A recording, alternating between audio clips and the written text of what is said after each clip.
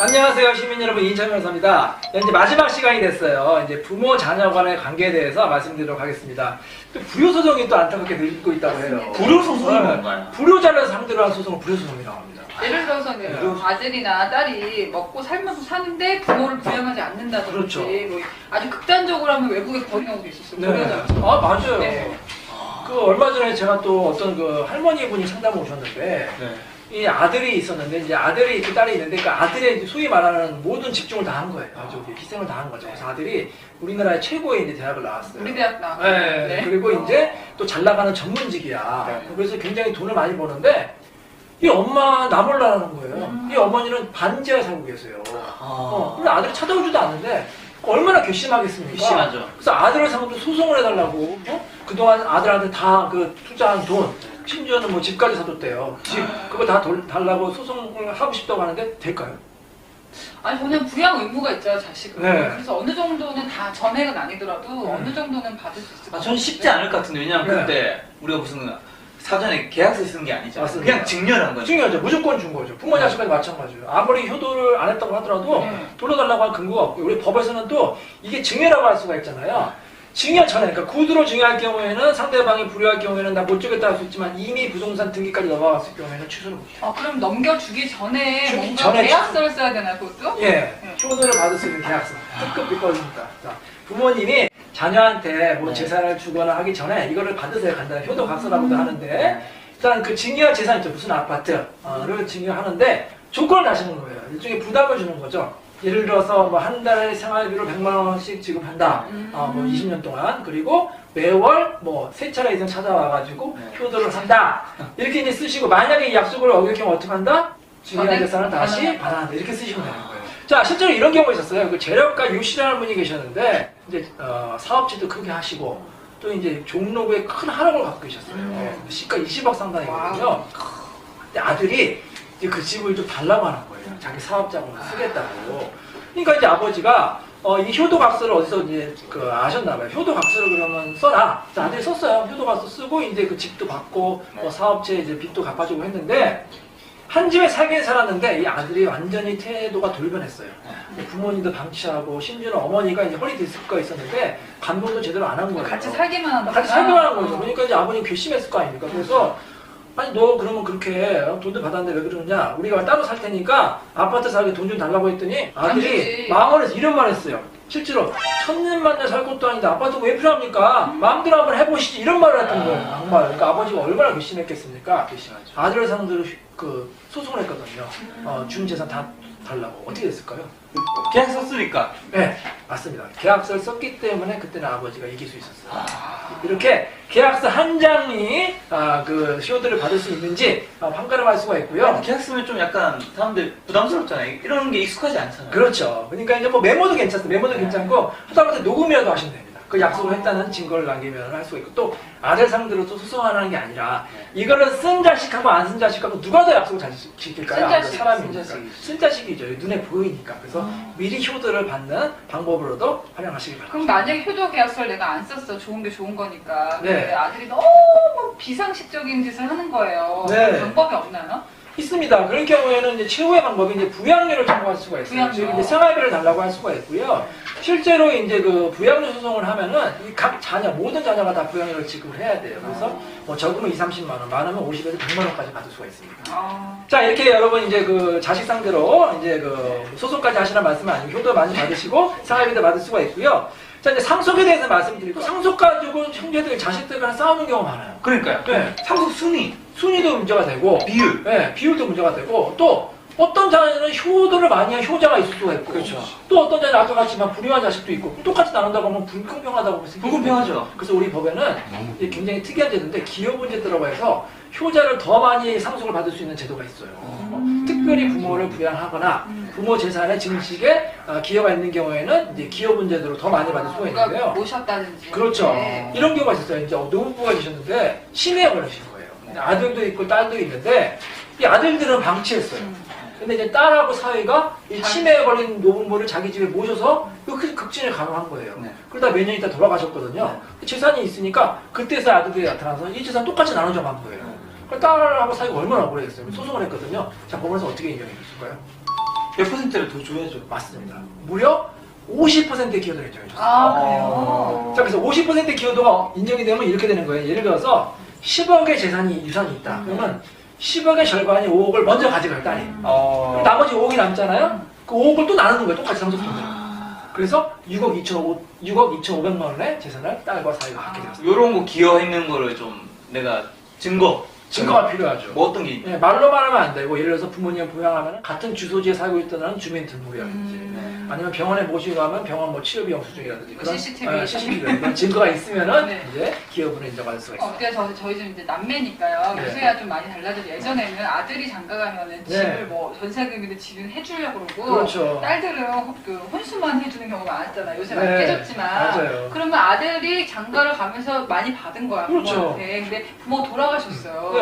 그러면은 딸 입장에서는 억울하죠. 그걸 죄하고 오빠는 더 받아갔습니까? 그러는 거 아니에요? 네, 법이 공평해서 다 제도가 있습니다. 그건 특별수익분이라고 해가지고 뭐 집이라든지 뭐 고가의 뭐 교육비라든지 이런 걸 미리 받아간 거는 공제라는 거예요. 미리 받아간 거로 치기 때문에 다 공평하게 공제하고. 예, 그게 법이 규정이 있고요. 또 대습상속이라고 들어보면 대습상속? 대습 처음 들어보셨죠? 이거는 좀 생소한데요. 이런 경우가 있어요. 예를 들어서 이 재력가의 그 이제 회장님이 계셨어요. 회장님이 계시는데 첫째 아들도 있고 둘째 아들이 있는데 첫째 아들이 교통사고로 먼저 사망이 됐어요. 근데 결혼했는데 아들도 있어, 손자도 있죠. 그리고 이제 둘째 아들도 당연히 결혼했을 거고요. 근데 회장님이 이제 한참 후에 돌아가시게 됐잖아요. 그럼 회장님의 그 큰 재산이 다 현재 남아있는 차남한테만 갈까요? 장남이 이미 사망했기 때문에. 어떻게 되나요? 자, 며느리한테 간다. 맞아요. 며느리와 손자한테 가는 게 대신 상속을 받는 거예요. 그러니까 돌아가시는 분이 대신 받는 대신 상속인데요. 아주 유명한 사건이 있었습니다. 아주 유명한 사건인데요. 좀 안타까운 사건이긴 한데 1997년에 이제 1,000억 원이 넘는 그 재력가 회장님이 이제 가족들하고 이제 그 여행을 가게 됐어요. 해외여행을 가게 되는데 안타깝게도 이제 그 큰 사고가 나가지고 모든 가족이 다 사망을 하시게 되는 안타까운, 그렇죠. 안타까운 사건이 있었어요. 근데 유일하게 그 여행에 가지 않은 사람이 누구 있었냐면은 사위는 이제 바빠가지고 다음날 가기로 했었거든요. 그래서 참선을 피할 수가 있었던 거예요. 그러니까 모든 그 재산이 수천억이, 지금 같은 수천억이거든요. 수천억의 재산을 사위한테 물려간다고 하니까 형제들이 이걸 용납을 안 하는 거예요. 그 회장의 그 동생들이 이건 인정할 수가 없다고 법원에 소송을 했어요. 줬을 것 같은데. 사위한테 가는 게 부당하다. 자, 어떻게 됐을까요? 사연 다 갔을 것 같은데. 사위한테도 받았을 것 같아요. 저 100%. 네. 와이프가 받을 거를 네. 받는 거니까. 그렇죠. 자, 사위는 당연히 대습상속을 주장했겠죠. 네. 며느리는 우리 조선시대 때부터 대습상속 제도가 있었대요. 왜냐하면 며느리가 남편 사별하고 나서도 시부모님을 잘 분양해가지고 그렇죠. 며느리 인정하는 게 시댁 대습상속 식구라고 제도거든요. 생각하니까. 예. 근데 이제 사위에게는 사실 1990년에야 그 법이 개정돼서 인정이 됐던 거예요. 근데 이건 97년이기 때문에 제정된 후의 사건이기 때문에 사위가 전 재산을 다 단독으로 상속받았습니다. 수천억. 단독으로? 네, 그런 사건이 있었습니다. 이럴 수가 있어요. 근데 가끔 이렇게 상당히 많아요. 예를 들어서 그 그러니까 딸이 있는 이제 집안이라고 칠게요. 딸이 있는데 사위가 자기 딸을 너무 괴롭히는 거야. 그래서 이제 딸이 이혼하기로 마음 먹었어. 마음 먹고 있는데 그 사이에 딸이 사망한 거예요. 그런 케이스 최근에 이혼이 안 되고. 있었어요. 최근에 있었어요. 진짜 애매하네. 근데 사위가 그러면은 이 장인 장모의 재산을 다 대습상속 받잖아요. 엄청 재력가였거든요. 장인 장모가 사위한테 재산을 주기 싫겠죠. 그렇게 딸을 괴롭히던 사위니까. 그러니까요. 그래도 방법이 없어요. 그렇죠. 그렇죠, 원칙적으로.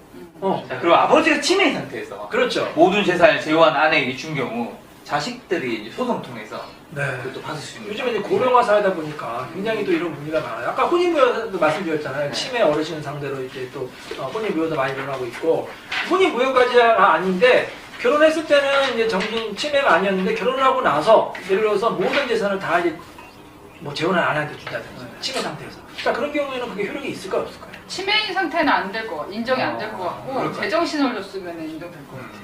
그렇습니다. 우리 법에서는 중증 치매인 경우에는 이 법률행위를 무효로 하고 있어요.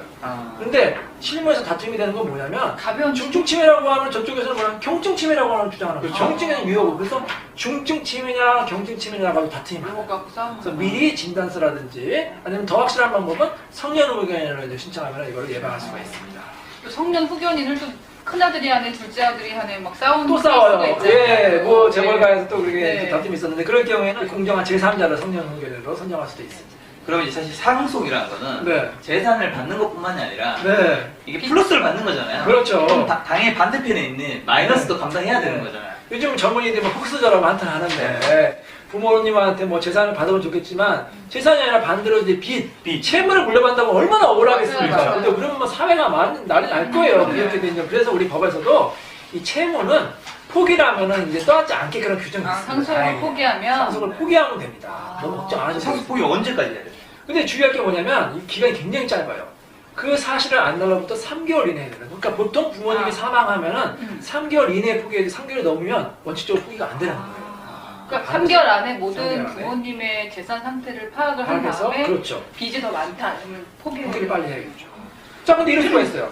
상속 포기를 보통 이제 자녀들이 하잖아요. 네. 자녀들이 상속 포기 다 했다. 그럼 우리는 안심된다. 그러면 그게 다 끝나는 걸까요? 포기하는데 안 끝났나요? 아, 안 끝났어요. 뭐 뭐가 해야 돼요?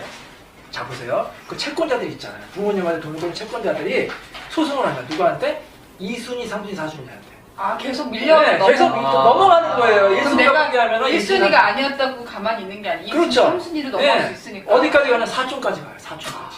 사촌까지? 그러니까 여러분 사촌이 돌아가셨을 때 내가 김 작가님의 사촌이 있잖아요. 잘 네. 모르시죠? 그분이 재산이 있는지 빚이 있는지. 모르죠. 그분이 만약에 돌아가셨다. 그분이 예를 들어서 빚이 10억이다. 10억 갚으셔야 돼요. 그거 어떻게 알아요? S가 유튜브로 버신 돈 다 갚으셔야 돼요. 감당 안 될 것 같은데. 감당 안 되죠. 자, 그래서 어떻게 하느냐. 한정 승인제도라고 있는데 네. 한정 승인제도는 뭐냐면 부모님이 물려주신 재산의 한정에서만 빚을 갚으면 되는 거예요. 그래서 부모님의 빚이 10억이다. 근데 부모님이 물려주신 땅이 있는데 그 땅이 20억이다. 그러면 20억에서 10억만 갚으면 되고요. 그렇죠. 반대로 땅이 그린벨트에 묶여서 1억이다. 그럼 1억의 한정에서 갚으면 돼요. 아, 그럼 손해볼 거 없는 거죠. 그리고 한정 승인은 자녀 중에 한 명이 한정 승인이라고 포기하면 2순위, 3순위, 4순위 넘어가지 않습니다. 그쵸. 그래서 지금- 간편한 제도가 있습니다. 질문 있습니다. 네. 내가 아버지가 네. 빚이 엄청 많은 상태에 죽었어요. 네. 돌아가셨어요. 네. 근데 아들이 하나 있어. 네. 얘는 엄마도 없어. 네. 아들이 미성년자. 네. 자기 이런 법적으로 대처하면 하나도 네. 모르는 상태에서 네. 빚만 얘한테 상속이 되는 거예요. 네, 그런 경우 얘는 많아요. 어린애니까 뭐 한정 승인인지 상속 네. 승인인지 아무것도 모를 수 몰라요. 있잖아요. 이런 케이스는 구제가 안 되나요? 구제를 하긴 합니다. 근데 이것도 이제 규정이 있는데요. 그러니까 특별 한정 승인이라고 합니다. 예를 들어서 아까 상속 포기는 사촌까지 다 해야 된다고 자녀도 해야 된다고 했잖아요. 손자까지도 해야 돼요. 손자도 넘어가는데 그걸 모르시는 분이 많아요. 예. 그러니까 어린 미성년자 손자가 그 10억 빚 갚아야 된다고 하면 얼마나 안타깝습니까? 예. 그래서 법원에서는 한 번에 기회를 더 줘요. 그걸 특별 한정 승인을 하는데 그거 몰랐으면은 그 사실을 아니로부터 다시 3개월 이내 법원에 특별 한정 승인을 아니. 하면 한 번에 돼요. 이제 부모님이 돌아가신 경험이 없으면 이제 뭐 장례 비용이라든지 뭐 아니면 뭐 아주 급한 돈 같은 경우에 써야 되는데 당장 돈이 없으면 부모님 돌아가셨는데 부모님 현금 카드로 은행에서 쓰는 경우 신용카드라든가. 쓰는 순간 내가 빚을 다 떠안겠다 승인이 되는 거예요. 돈 쓰면 안 되는 네, 거예요. 그러니까 진짜요? 부모님 재산을 단돈 10만 원이라도 쓰면은 내가 부모님에 비해서 다 승인하겠다고 보기 때문에 굉장히 중요하시다 이것도. 그러니까 함부로 손대시면 안 돼요 부모님 재산. 예, 그럼 이제 이번 시간에 유언에 대해서 설명을 드릴 텐데요. 네, 예. 유언이라는 게 네. 그냥 내가 쓰기만 하면 되는 거냐. 아, 요건이 굉장히 까다롭습니다. 우리 법에서는 5가지 유언의 형식이 있는데요. 일단은 직접 쓴 자필 증서의 유언. 아, 손으로 써야 네, 되고. 그 다음에 녹음을 할 수도 있고요. 그 다음에 이제 그 공증인 사무실 가서 공정증서 받는 게 또 가장 확실하고요. 그 다음에 이제 비밀리에 쓰는 경우 있죠. 증인 2명이 참여한 비밀증서. 마지막으로는 이제 아주 위급할 때 이제 할 수 있는 구수증서. 이렇게 5가지가 있다고 볼 수가 있습니다. 그럼 자필위원장 같은 경우는 네. 어떻게 작성을 해야 됩니까? 자필위원장이 이제 가장 많이 이제 사용하는 방법인데요. 반드시 이런 내용은 들어가야 돼요. 일단 위원장이라고 제목을 쓰시고, 그 다음에 이제 내용을 쓰는 거죠. 뭐 집은 아내한테 주고 예금 아들한테 주고 뭐 딸한테는 무슨 뭐 주식을 주고 이렇게 쓰시고요. 그 다음에 이게 중요한데 날짜가 반드시 들어가야 돼요. 날짜. 몇 년, 몇 월, 며칠. 그 다음에 주소도 정확하게 쓰셔야 됩니다.